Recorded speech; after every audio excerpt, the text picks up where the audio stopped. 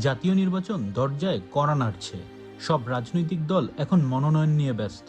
কারা টিকিট পাবে, কাকে বাদ দেয়া হবে, কিভাবে ভোট ব্যাংক শক্তিশালী করা যায়, সবাই নিজের মতো খেলছে নিজের খেলা। কিন্তু এদের ভিড়ে হঠাৎ আলোচনার কেন্দ্রে চলে আসে জামায়াত ইসলামী। কারণ তারা কোনো নতুন জোট করল না, সংগঠনের কোনো বড় সংস্কারও ঘোষণা করল না, বরং একটাই সিদ্ধান্ত দেশ জুড়ে যা তৈরি করলো প্রবল ঝড়। খুলনা এক আসনে জামায়াত মনোনয়ন দিল একজন হিন্দু প্রার্থী, কৃষ্ণ নন্দীকে। জামায়াতের 50 বছরের ইতিহাসে এটাই প্রথমবার। খুলনা এক আসনে প্রথমে মনোনয়ন পেয়েছিলেন জামায়াতের পরিচিত নেতা আবু ইউসুফ। সবকিছু ঠিকঠাকই এগুচ্ছিল, কিন্তু হঠাৎই সিদ্ধান্ত বদলে গেল। মনোনয়ন গেল কৃষ্ণ নন্দীর হাতে। এই সিদ্ধান্ত এতটাই অপ্রত্যাশিত ছিল যে জামায়াতের সমর্থকরাও অবাক। কৃষ্ণ নন্দী জানাচ্ছেন, তিনি 2003 সালেই জামায়াতে যোগ দেন, সরাসরি ফরম পূরণ করেন। 20 বছর ধরে কাজ করছেন।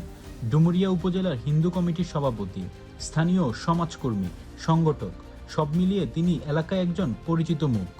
তবে কেন হিন্দু প্রার্থী? এখন আসল প্রশ্ন এটাই।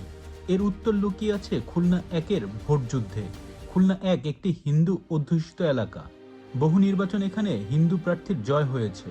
সবচেয়ে গুরুত্বপূর্ণ, সংখ্যালঘু ভোটই এখানে গেম চেঞ্জার। গত কয়েক মাস ধরে জামায়াত এই এলাকায় নিয়মিত হিন্দু সম্মেলন করছে, স্থানীয়দের সঙ্গে যোগাযোগ বাড়িয়েছে। মন্দির কমিটি থেকে শুরু করে সামাজিক সংগঠন পর্যন্ত সব জায়গায় সক্রিয় থেকেছে। এমনকি দল থেকে ইঙ্গিত দেয়া হয়েছে আরও কয়েকটি আসনে ভিন্ন ধর্মাবলম্বীর প্রার্থী দেয়া হতে পারে। এটা কোনো একক ঘটনা নয়, বরং একটি স্ট্র্যাটেজির অংশ। রাজনৈতিক বিশ্লেষকরা বলছেন এটা শুধু রাজনীতির হিসেব নয়, বরং একটি ইমেজ বিল্ডিং প্রকল্প। বাংলাদেশের প্রায় 10% ভোটার সংখ্যালঘু। এদের ভোট অনেক আসনের ফল নির্ধারণ করে।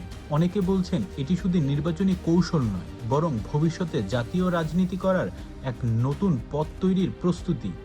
এটা সরাসরি বলা না হলেও একটি বড় গণতান্ত্রিক ইঙ্গিত, যা দেশীয় ও আন্তর্জাতিকভাবে জামায়াতকে মডারেট ইমেজে তুলে ধরতে পারে।